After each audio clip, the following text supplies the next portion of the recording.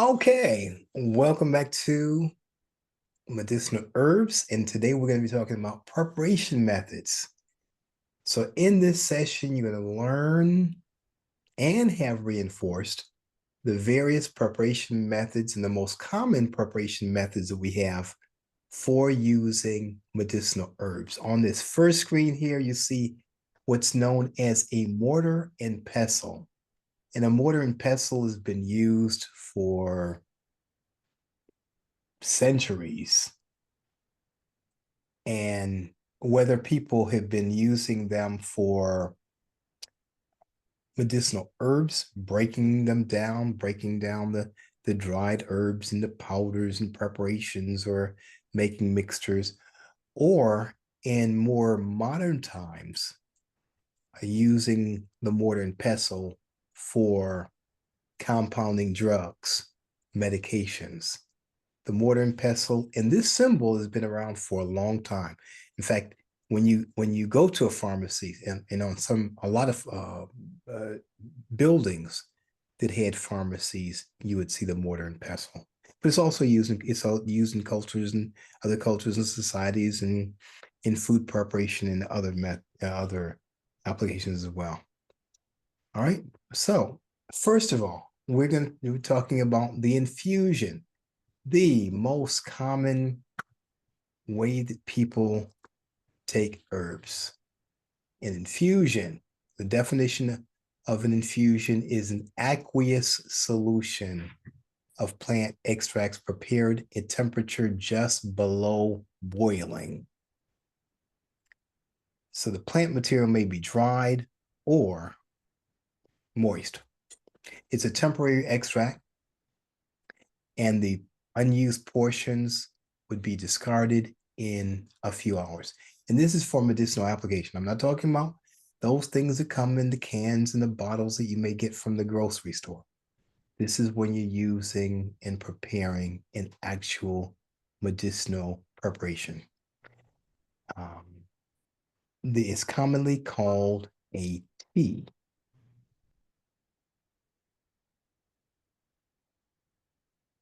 Now, next is the decoction, an aqueous, and there's that term again, but aqueous just means water-based solution of plant extracts prepared at boiling temperature.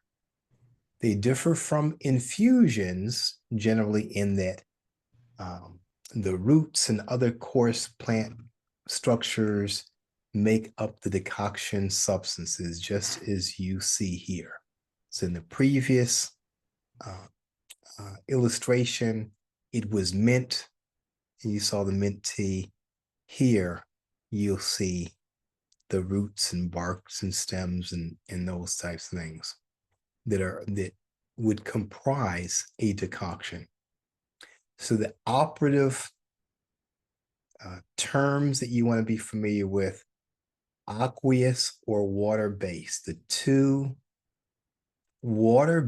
most common water-based preparation methods are infusion or tea and decoction. The second thing that you want to remember is that with teas, it's prepared just below boiling. And with a decoction, it's prepared at boiling temperature. Okay. So, in fact, I'm going to go back just a little bit on the infusion. So, if we're going to make a tea, the two primary ways of making a tea is to have your water in a container, whether it's a teapot, an open pot, or whatever, and you put it on a source of heat and get it up to boiling. Then you take it off of the heat and pour that onto the herb. And then you allow it to steep. In some cases, it may be a few minutes. Other cases, it may be 10 or even 20 minutes. But you're using this just under boiling temperature and allowing it to steep. It is the softer part of the plant, just as you see the mint leaves there. So your leaves, your flowers, the softer part of the plant is what we use in teas. Okay. And then all of these are called extraction processes, different ways of extracting or getting the medicine from the herb into a solution that goes into the body, or in some cases on the body. Now, with water being used as a medium, we're only using this for a few hours. Okay. And I know there are some people who say, I'm going to make a tea and I'm going to keep it all week. Well, it tends to lose potency over time. It's not meant to be kept long, and it's definitely not meant to be a green tea in a can that's been around for years, not for medicinal purposes. You make it fresh, you make it, over and over, and discard this after a few hours. With the decoction, um, you're using the coarse plant structures. You're boiling that. Excuse me. The second way of making the tea. The first way is boiling the water, pouring it onto the herb, allowing it to steep. The second way is by having the water and the herb in a container, bringing it up to boiling temperature, and then turning it off and allowing it to steep in the pot, in the container itself, and then straining it and pouring it, or, depending on if you're using a tea ball or strainer or whatever. Okay. So boil the water without the plant substance in there, or with the plant substance in there. But once it gets up to boiling, that stops. More heat. This is also a temporary extract when you're using or preparing the decoction, and it should not be kept for more than 5 or 6 hours. Okay. Next, we go to a poultice. By definition, it's a soft plant tissue applied warm or hot to the surface area of the body to alleviate pain, to draw inflammation and infections. So, on one hand, a poultice applied can supply nutrients, supply the medicine. In this particular case, you'll see turmeric. That's turmeric root that's illustrated here. So turmeric is well known for its anti-inflammatory properties, right? So some people would drink turmeric. They drink it as a tea, may put it in food. It's very common in a number of recipes. So it can be drunk internally. It can also be used externally. And so a turmeric poultice is something that we haven't discussed, but you can use turmeric as a poultice as well. So you're either getting some nutrients in, you're getting the benefits of the heat, okay, you're getting the benefits of the plant itself, and then in some cases, it can draw out inflammation, alleviate inflammation, or even with infections. The plant may also be mixed with other plants or other poultice materials. In fact, I've got a whole section on various forms of poultices that can be used. And this is a rare find. Most of these you will not hear about. You may not hear about them any place else or any other time. And then we have tinctures. Now, the definition of a tincture is a preserved plant extracts produced by soaking a given amount of plant material, usually in powder form, in direct proportion to an extracting solution, usually alcohol. And that alcohol would be called a menstruum, or the extracting solution is called menstruum. Okay. So what are we doing? We're preserving the plant. We're preserving the herb. We're utilizing alcohol to extract the medicine out of the plant instead of water being used. Now, alcohol is the most common way of extracting the plant medicine. However, there are times when glycerin or triple distilled water or something else can be used. So there are different things that can be used as a menstruum. Some people, for whatever reasons, religious reasons, they avoid alcohol or they're sensitive to it, they don't like it. They may choose to use something else, or sometimes there could be something else that's more efficient, more effective. But this is sometimes referred to as a dilute fluid extract. So I'm going to give you a little information that's not on the screen. So the standard tincture would be 1.5 ounces or an ounce and a half of the plant material to 1 pint of alcohol. Here's something else that's not on here, but it's been referenced as we've gone through the various herbs. Sometimes you'll see 40% alcohol. Other times you may see as high as 50% alcohol. If you want to know what that equates to in terms of proof, double it. 40% alcohol is 80 proof. 50% alcohol is 100 proof. It's not often that people go much above that, even though you have that, those the moonshine type things or something that they're like, okay, that's 100 or something that's 190 proof.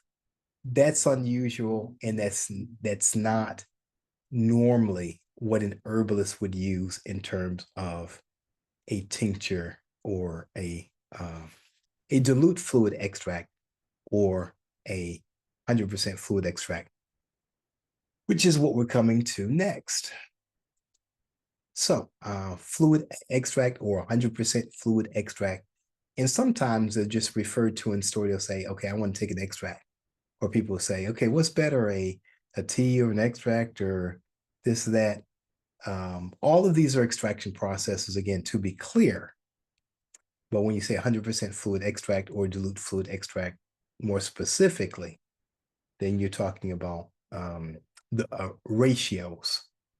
So a 100% fluid extract or fluid extract is an alcohol preparation of a vegetable extract containing the actual constituents in a definite ratio of plant material to solvent. 100% tincture or 100% fluid extract, that would be 1 pound to 1 pint. So you see, instead of it being 1.5 ounces to a pint, it's more concentrated. Okay. And what's happening here is that you're not only extracting it, you're preserving it, you're concentrating it. And in turn, you're using smaller amounts. So instead of you having it by the cupfuls 2, 3, or 4 times a day, or having it by the wine glass full and these other recommendations in terms of dosages, you're using drops of these extracts, right? So we have something that's preserved. You can use it out of season. You can use smaller amounts and get consistent amounts of the herb when you're doing this, and in smaller doses. Now, an ointment, and I'm gonna share your ointment, salves, creams, these types of things that you're going to use for external applications. So an ointment, salve, cream, etc., can be called different things. Sometimes they're, the components of it may be different, but they're essentially ways to apply the herb externally utilizing some type of medium. This is a semi-solid preparation for external application, derived from various oil bases with other supplemental substances added to make them more usable. So you can have an herb that's added to paraffin, beeswax are very common. Why are we doing this? If you pour tea over an injury, it's not going to stay there. Okay. It's liquid, it's going to run right off.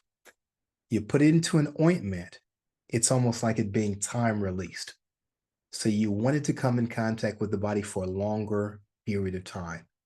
It may be used, it may just be rubbed on, it may be put on with a bandage or some other type of material as well. But this is for retention purposes. Okay.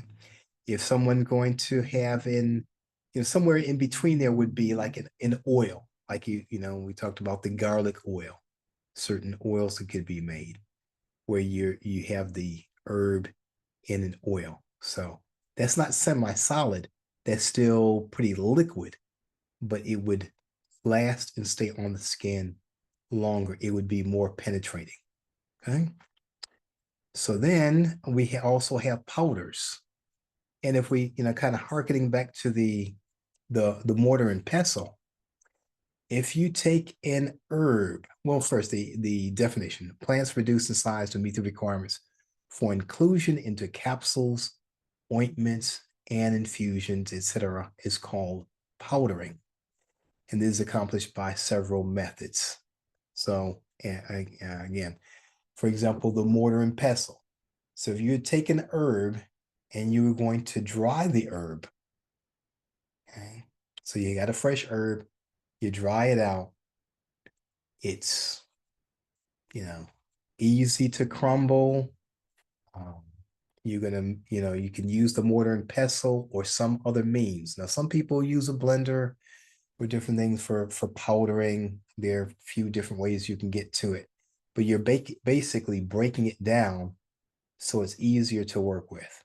So as they mentioned here, in capsules, you have anywhere from like five, as small as a 5 capsule, very small capsule, up to I think it's 50 or 60 or so grain capsules. So you're looking for a consistent amount of the powdered herb that would be in a capsule. So let's say a small capsule might be for a child, or a medium-sized to large capsule might be a dosage for an adult. So when you want to get a consistent amount of the herb in its dried form in a capsule, that's why we're encapsulating it. So it's not just a guess. Okay, well, here's a little of this, here's a spoonful of this, or so that's it's for the sake of consistency, uniformity, ease of use. In capsules, if there's something that's very spicy, let's say it's cayenne, and it's real hot, and someone can't tolerate that, sometimes easier to put it into a capsule. Something's really tart, something's really bitter, and the child or adult would feel like spitting it out. You may put that into a capsule for the sake of ointments. You can't take a whole herb and put it in effectively and put it into an ointment, put it into the paraffin or something. Okay. Not if you're using it for medicinal purposes. I mean, kind of for show, because sometimes you have people and they'll have flowers and tea leaves and things like that, and it makes it look pretty, but it's not as absorbable as if it's broken down. And then you have, of course, in infusion. So if you're using a flower, you're using leaves. It's times where you can use it as is, and there are other times you want to break it down to a powder so it's more digestible, for example. All right, and then okay, so from there, review questions